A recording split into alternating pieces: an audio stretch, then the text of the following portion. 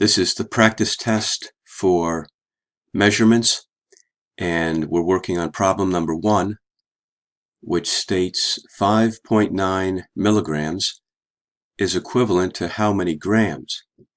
And to make this conversion, we're going to be looking at the conversion table for the metric system, and you have this from your handout in the class. The way we use this little table is we first notice that in the center we have what's called the basic units, and for length we have meters, weight we have grams, and for volume we have liters. Now to the left we have, for example, with meters, decameters, hectometers, and then kilometers. To the right we have decimeters, centimeters, and millimeters. And way on the far right we have micrometers.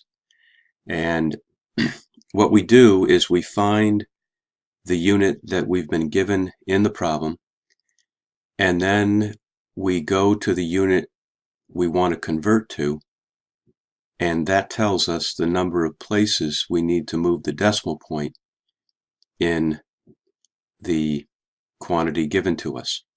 So for example, in this problem, we are given 5.9 milligrams, and we want to convert that to grams. So milligrams would be right here, milligrams, and then we want to go to grams, which is in the center.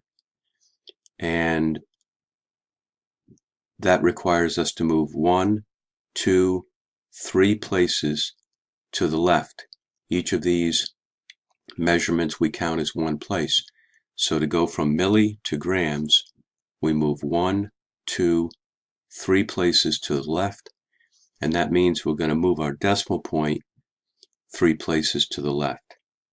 And 1, 2, 3, when we do that, we need to put 2 zeros in front of the 5. So the decimal point was originally between the 5 and the 9, and we moved 1, 2, 3 places to the left. So our answer is 0.0059 grams, which is letter A in the problem.